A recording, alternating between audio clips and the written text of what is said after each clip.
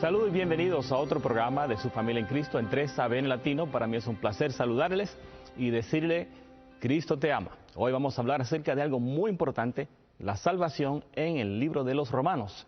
Nuevamente queremos agradecerle a la Iglesia Central Adventista de Los Ángeles, California, y estamos en esa iglesia, estamos grabando este programa para ustedes, un programa que va a presentar un mensaje de la palabra de Dios. Nuestro invitado durante esta ocasión es el pastor Andrés Portes. Pastor, bienvenido nuevamente. Muchas gracias, Johnny. Estamos aquí hablando de un tema muy importante. Usted es el orador, evangelista del ministerio La Voz del Consolador. Es un ministerio. ¿Cuál es la misión del ministerio La Voz del Consolador? La misión de La Voz del Consolador es cumplir con el mandato de Jesús, ir por todo el mundo y predicar el Evangelio, bautizando a la gente en el nombre del Padre, del Hijo y del Espíritu Santo, enseñándole que guarden todas las cosas. Esa es la misión de La Voz del Consolador. Amén, amén. Muchas gracias.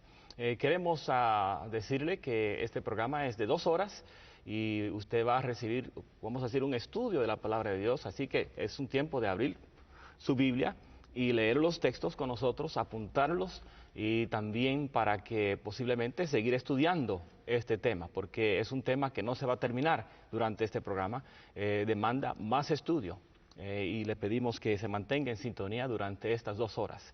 Queremos ahora acercarnos a Dios en oración. Dicho de paso, le habla a su amigo hermano John Dinsey y queremos decirle que ahora queremos orar para que se comience con la bendición de Dios. Así que vamos a orar, oremos.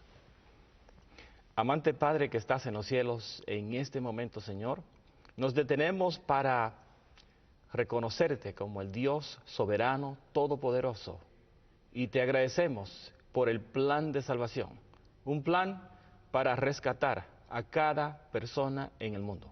Te pedimos, Señor, que nos dirijas en este estudio, que tu Espíritu Santo sea derramado sobre tu siervo, el pastor Andrés Portes, y también sobre mí, tu siervo. Te pedimos que nos dirijas y que este programa sea de bendición para todos, que se detengan para escuchar este mensaje de la palabra de Dios. Te rogamos que tu nombre sea glorificado en todo. En el nombre santo de Jesús. Amén. Amén, Señor. Amén. Amén.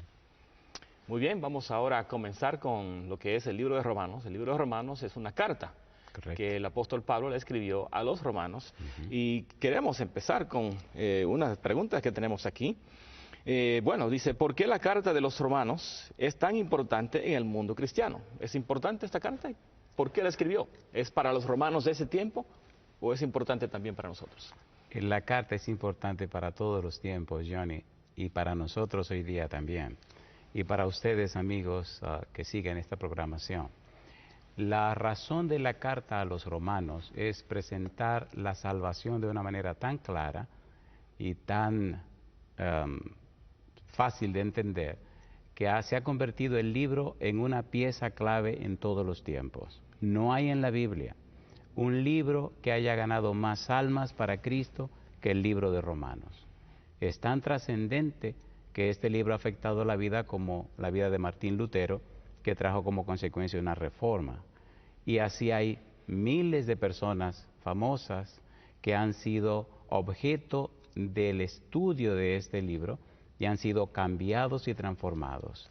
La base del libro es la salvación, como veremos, pero hay un tema fundamental del libro, veremos en un momento, que es la justicia de Dios. La trascendencia del libro de Romanos es que nos hace posible entender y comprender el plan de salvación en una manera detallada. Es como una tesis de salvación. Es trascendente su contenido y es también fácil de comprender o entender para ver la realidad humana y la manera como Dios resuelve el problema del pecado en la humanidad. Hablemos un poco acerca del autor del libro o la carta a los romanos y aproximadamente en cuál año se escribió esta carta. El libro de Romanos lo escribió el apóstol Pablo, no hay lugar a dudas, y se cree que se escribió entre el invierno del año 57 y la primavera del año 58. Estaba en Corinto cuando Pablo escribió la carta, pero nadie duda de que el autor es el apóstol Pablo. Inclusive al principio él comienza el libro en el versículo 1 mencionando su nombre, Pablo, siervo de Jesucristo. Muy bien, muchas gracias. Ahora quisiera preguntarle, cuando uno mira la carta a los romanos, sabemos que Pablo no se detuvo para colocar capítulo 1, ahora voy por el capítulo 2, eso vino después. Pero háblanos acerca de la estructura de este libro. Es interesante y apasionante hablar de la estructura de Romanos. Hay una conjunción en el libro que aparece muy frecuentemente. En griego se escribe on, se pronuncia un y se puede traducir así que, luego, pues. Cuando uno descubre esta conjunción, se le hace posible ver toda la estructura del libro. En el libro aparece, una conjunción no es más que la palabra conjunción del latín cum y jungo. Cum significa con, jungo significa al lado de. O sea, es enlazar una cosa con otra. La conjunción enlaza una proposición con otra proposición. Eso es una conjunción. Pablo utiliza mucho esta conjunción en su libro, en su carta, y nos muestra cuatro veces esta conjunción, y divide el libro de esta manera. Número 1, nos presenta un así que de condenación en la primera parte. Cuando leemos los capítulos del capítulo 1, versículo 18, hasta el capítulo 3, versículo 20, ahí enlaza todo lo que es el así que de la condenación. Cuando una persona lee esos pasajes, tiene que estar claro que Pablo está hablando de la condenación para todos. Por ejemplo, en el capítulo 3, que entra dentro de este rango, el versículo número 9, Pablo dice claramente lo siguiente. Dice, ¿qué pues? ¿Somos nosotros mejores que ellos? En ninguna manera, pues ya hemos acusado a judíos y a gentiles que todos están bajo pecado. La primera parte del libro, el primer así que de condenación, deja claro que todos estamos bajo pecado. Número 2, el segundo así que aparece se llama el así que de justificación. Capítulo 3, versículo 21 hasta el capítulo 5, versículo 21. En esta parte de la Biblia, claro está, Pablo presenta la justicia de Dios, presenta la justificación, cómo Dios declara justo al pecador y qué hace Dios para declararlo justo. Y allí aparecen ciertas metáforas que veremos en algún momento más adelante. En el capítulo 5, versículo 1, dentro de esta sección, dice el apóstol Pablo, justificados pues por la fe, tenemos paz para con Dios por medio de nuestro Señor Jesucristo. La justificación, el así que de la justificación. Los capítulos 6, 7 y 8 nos presentan un así que de certeza y seguridad de la salvación. Y llama la atención como el capítulo 6 repite, no hay otra vez el así que, pero en el 8, versículo 1, hay un pasaje hermoso que nos ayuda a ver este así que de certeza o seguridad. Dice el apóstol Pablo, ahora pues, ninguna condenación hay para los que están en Cristo Jesús, los que no andan conforme a la carne, sino conforme al Espíritu. Este así que de certeza, de seguridad, confirma que la salvación está asegurada en Cristo Jesús. Amén. Y entonces, los capítulos 9, 10 y 11, Pablo abre un paréntesis que enfatiza lo que es la misericordia. En el capítulo 9, dice el versículo número 15, pues a Moisés dice, tendré misericordia del que yo tenga misericordia y me compadeceré del que me compadezca. Pablo nos habla en los capítulos 9, 10 y 11 acerca de el trato de Dios para con los judíos, la situación de los judíos. Y acto seguido, capítulo 12, versículo 1, hasta el capítulo 15, versículo 14, encontramos a Pablo hablándonos del cuarto así que es el así que de la vida práctica. En el capítulo 12, el versículo 1 y 2, Pablo deja claro que la persona que experimenta la salvación, la persona que conoce a Jesús, la persona que vive la bendición de la salvación en Cristo Jesús, tiene que mostrar en su vida que tiene esa relación con la persona de Jesús. Dice el versículo 1, capítulo 12, así que, hermanos, os ruego por las misericordias de Dios, que presentéis vuestros cuerpos en sacrificio vivo, santo, agradable a Dios, que es vuestro culto racional. Y añade, no os conforméis a este siglo, sino transformaos por medio de la renovación de vuestro entendimiento, para que comprobéis cuál sea la buena voluntad de Dios, agradable y perfecta. Pablo nos dice, no se encuadren en el mundo, no se sometan al mundo, no se parezcan al mundo, no se conviertan en mundanos. Si es verdad que entendiste la psique de la condenación, todos somos pecadores, si es verdad que comprendiste la justificación, necesitamos ser declarados justos, si es verdad que entiende la certeza y la seguridad de la salvación, entonces ahora, por primera vez, Pablo dice, así que hermanos, tiene que verse en tu vida, en tu experiencia, que eres verdaderamente un hijo de Dios o una hija de Dios, que eres verdaderamente de la familia de Dios. Tu vida tiene que reflejar que tú no eres un mundano o una mundana. No os conforméis, no se sometan, no se ajusten, no se acomoden, no se enmarquen, no se encuadren, no se sumerjan, no se conviertan al mundo. O sea que cuando uno ya se convierte en un cristiano, tiene que vivir una vida separada del mundo. O sea, estamos en el mundo, como dice Jesús, pero no somos del mundo. Entonces, nuestra vida tiene que mostrar, reflejar que en realidad somos objeto de ese plan divino de salvación. Amén. Nuestra vida tiene que presentar los frutos que son frutos de arrepentimiento. En San Lucas capítulo 3, cuando Juan el Bautista dice, hagan fruto digno de arrepentimiento, la frase fruto digno de arrepentimiento significa, vuélvanse a Dios. Y cuando una persona se vuelve a Dios, su vida muestra que se volvió a Dios. Por ejemplo, cuando Zaqueo recibió a Jesús en su casa, se mostró en la vida de Zaqueo, en su conducta, que se volvió a Dios. ¿Cómo lo sabemos? Regaló la mitad de sus bienes. Número 2, dio un discurso para devolverle a lo que le había robado 4 veces lo que le robó. Hay un cambio en la vida de la persona. Y es lo que Pablo está diciendo. Si no hay ese cambio, si no hay una transformación, entonces puro relajo.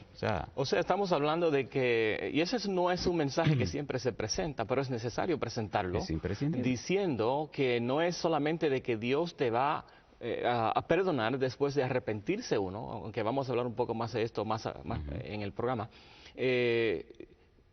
No es que solamente Dios te va a perdonar, pero se espera una transformación del individuo. No es solamente personas perdonadas que Dios va a llevar al cielo, son personas que han sido transformadas. Por eso, Johnny, el versículo 2 dice, no os conforméis a este siglo, no se ajusten al siglo, no se queden, no se sometan a este mundo. Y entonces Pablo dice, sino transformaos por medio de la renovación de vuestro entendimiento. Amén. Transformaos, metamorfo, de donde viene la palabra metamorfosis. La metamorfosis no es más que una oruga, un gusano que se convierte en mariposa. Pero la mariposa jamás vuelve a ser gusano. Entonces, de modo que si alguno está en Cristo, nueva criatura es. Amén. Las cosas viejas pasaron. Y es lindo porque dice renovación del entendimiento, cambio de la mente. La palabra entendimiento, la palabra nous, es mente en griego, que significa justamente lo que usamos para pensar.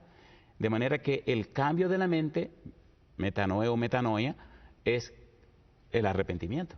Pablo dice, necesitamos, si somos objeto de la salvación, necesitamos mostrar que somos personas cambiadas, nacidas de nuevo, arrepentidas, con una mente nueva. 1 Corintios capítulo 2, versículo 16, Pablo dice, pero nosotros tenemos la mente de Cristo. Se espera que una persona cambiada tenga la mente de Cristo. Y ya la parte final, capítulo 15, versículo 15 en adelante del capítulo 16, ya son las salutaciones y la parte de la conclusión de la carta. El libro es maravilloso, John, y es apasionante. Amén. Cuando uno entra a estudiar este libro, entonces uno ve más claramente lo que Dios ha hecho en nuestro favor y los beneficios que podemos recibir y un análisis de nuestra situación real. Es maravilloso este libro. Sí, nos llevaría mucho tiempo. Ese es un resumen del libro, de la temática del libro o la carta. Vamos a regresar ahora a Romanos capítulo 1, versículo 1. Leyendo, no? Dice lo siguiente. ¿Cómo no? Pablo, siervo de Jesucristo, llamado a ser apóstol, apartado para el Evangelio de Dios. ¿Qué nos está tratando de decir Pablo al identificarse como un siervo de Jesucristo? Esa pregunta interesante, Johnny. La palabra siervo significa esclavo. Pablo sabe que Cristo lo compró. Ujú.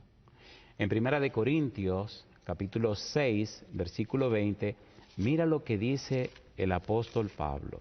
Primera de Corintios, capítulo 6, versículo 20, Pablo dice, porque habéis sido comprados por precio. Glorificad pues a Dios en vuestro cuerpo y en vuestro espíritu, los cuales son de Dios. Pablo estaba claro que Cristo lo había comprado. Ujú. Así que yo soy propiedad de Cristo. Ujú. Yo soy un esclavo voluntario de Cristo. Cuando tenga tiempo, lean en su casa Éxodo capítulo 21, versículo 1 al 3, la ley de los esclavos voluntarios, y llega hasta el versículo número 6. Cuando una persona tiene un esclavo y el esclavo tenía esposa e hijos, si entró solo, tenía que salir solo cuando llegaba la época de su salida. Ujú. Pero si tenía esposa y entró con la esposa, salía con la esposa. Había toda una ley. Pero el esclavo podía decir, yo amo a mi amo y me quiero quedar con mi amo y con mi esposa y con mis hijos. Ujú. Entonces había una ceremonia. Lo llevaban a la plaza pública y delante de un poste, entonces el amo le oraba a la oreja y le ponía una argolla. Significaba que él era un esclavo voluntario, que él quería quedarse con su amo. Pablo es un esclavo voluntario y sabe que Cristo lo compró. Ujú. Por eso en Gálatas capítulo 2 versículo 20, Pablo dice, con Cristo estoy juntamente crucificado y ya no vivo yo, mas vive Cristo en mí. Y lo que ahora vivo en la carne, lo vivo en la fe del Hijo de Dios, el cual me amó y dice, y se entregó a sí mismo por mí. Amén. Ese se entregó es pagó por mí. Ujú. Ahora yo soy esclavo de Él. Mi voluntad es lo que Él quiera. Yo haré lo que el Señor Jesús diga. Y vemos la experiencia de Pablo que a pesar de las dificultades, nada ni nadie lo separó de Jesús. En Romanos capítulo 8 él dice, ¿quién nos separará del amor de Cristo? Y entonces comienza a mencionar una lista de cosas y dice, nada ni nadie nos separará del amor de Cristo. Eso es precioso cuando se explica de esa manera y se entiende de esa manera, porque Pablo no está diciendo, yo soy un esclavo, un siervo. Él está hablando en forma de, es su deseo, quiere hacerlo, Amén. es voluntario. Exactamente. Es maravilloso. Exactamente. Es maravilloso. Y él reconoce el valor, mira lo lindo de esto, Johnny, él reconoce cuánto valor tiene ahora porque ha sido comprado con la sangre del Hijo de Dios. O sea que cuando dice que soy siervo, él está gozoso en declararlo, está declarando algo que le da gozo. Sí. Mira, hay toda una teología detrás de la palabra siervo. Toda una teología maravillosa, Johnny. Maravillosa, maravillosa. Reyes se anunciaban como siervos de Dios. Profetas se anunciaban como siervos de Dios. Y si tú lees Isaías capítulo 53, versículo 11, habla del siervo sufriente. Ujú. Sí. Entonces el mismo Mesías se presenta como siervo de Dios. Ujú. De modo que cuando uno es siervo de Dios, en este pensamiento, en esta línea de la salvación, es el más alto honor. Amén. Estar sometido a Dios como lo hace Pablo. Amén, amén. Es una palabra maravillosa. Bueno, siguiendo en el versículo 1, Ujú. Pablo, después de identificarse como siervo, se dice llamado a ser apóstol. Ujú. ¿Cómo es que él dice llamado a ser apóstol? No era uno de los 12 discípulos o apóstoles originales. No, Pablo no era de los 12 discípulos, de los 12 apóstoles. Sin embargo, hay algo interesante con el apóstol Pablo, y es que apóstol se llama o se presenta a los que han visto al Señor. Por ejemplo, en Primera de Corintios capítulo 15, versículo 3 al 8, Pablo escribe lo siguiente. Primera de Corintios capítulo 15, versículo 3, dice él, porque primeramente os he enseñado lo que asimismo recibí, que Cristo murió por nuestros pecados conforme a las Escrituras, y que fue sepultado, y que resucitó al tercer día conforme a las Escrituras, y que apareció a Cefas y después a los 12. Después apareció a más de 500 hermanos a la vez, de los cuales muchos viven aún y otros ya duermen. Después apareció a Jacobo, después a todos los apóstoles, y al último de todos, como a un abortivo, me apareció a mí. Así que en la teología de Pablo, él entiende y concibe que es un apóstol aquel a quien Cristo se le apareció.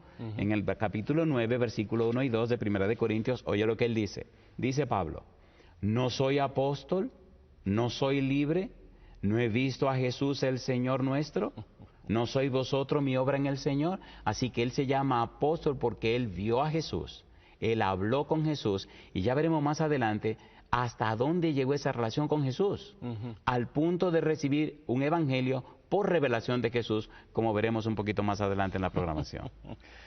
Ahora, en ese versículo que acabo de leer, ¿cuál fue? Segunda de Corintios. Primera de Corintios, Primera de capítulo Corintios. 9, versículo 1.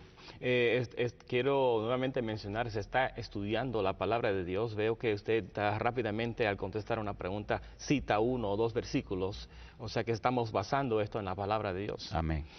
Pablo ahí mencionó que él está libre también. Sí. Siervo, pero libre. Sí, sí. Eso es lo lindo, Johnny. Por eso se habla de la ley de la libertad. Es que en Cristo, dice Jesús, y si el Hijo os libertare, seréis verdaderamente libres. Amén. Somos esclavos voluntarios. Amén. Somos esclavos porque amamos al Señor. Somos esclavos porque agradecemos a Dios. Somos esclavos porque le amamos a Él, porque Él nos amó primero. Y somos felices de ser de nuestro Señor. Amén, amén. Y somos libres. Amén. Bueno, mirando Romanos capítulo 1, versículo 1, en la parte final, Pablo dice, apartado para el Evangelio de Dios. ¿Qué significa esto diciendo Pablo que él es siervo de Jesucristo, apóstol, y ahora se dice que es apartado? Tres cosas menciona. Apartado significa vivo en el horizonte de Cristo. La palabra apartado, aforizo, tiene en su haber la palabra orizo, que significa horizonte. Y cuando estudiamos lo que es un horizonte, vamos a ilustrarlo para dejar esto un poquito más claro. Si usted se monta en un barco y se va a alta mar, llega un momento donde usted no ve tierra. Y allá a la distancia ve como que el cielo y el agua se unen. Y si mira alrededor, ve que todo alrededor es igual. Es como un círculo que le rodea a usted. Entonces, todo eso que se ve es el horizonte. Pablo está diciendo, yo ahora vivo en el horizonte de Cristo. Ahora estoy en ese horizonte. Fui apartado, fui escogido para estar en este horizonte. Por ejemplo, en el libro de los Hechos, capítulo 9, versículo 15, veamos un par de versículos hermosos donde esto queda claro. Hechos capítulo 9, versículo 15. Dice, el Señor le dijo, ve, porque instrumento escogido me es este, para que lleve mi nombre en presencia de los gentiles y de reyes y de los hijos de Israel. Cristo toma a Pablo, escoge a Pablo, aparta a Pablo para hacer de él y para cumplir una misión. En el libro de Gálatas, capítulo 1, versículo 15, Pablo llega más lejos todavía. Gálatas, capítulo 1, versículo 5, Pablo presenta clarito la misma palabra con el mismo sentido en relación a su vida. Dice Gálatas 1:15, pero cuando agradó a Dios que me apartó desde el vientre de mi madre y me llamó por su gracia. Amén. Número 1, Cristo lo escoge. Número 2, dice, Dios me escogió desde el vientre de mi madre. Pero aquí viene algo lindo, Johnny. ¿Cómo también participa el Espíritu Santo? En el libro de los Hechos, en el capítulo 13, el versículo 1 al 3, mira lo que ocurre cuando la iglesia comienza. Hechos capítulo 13, versículo 1 al 3. Dice, había entonces en la iglesia que estaba en Antioquía profetas y maestros. Bernabé, Simón, el que se llamaba Níger, Lucio de Cirene, Manaén, el que se había criado junto con Herodes el tetrarca, y Saulo.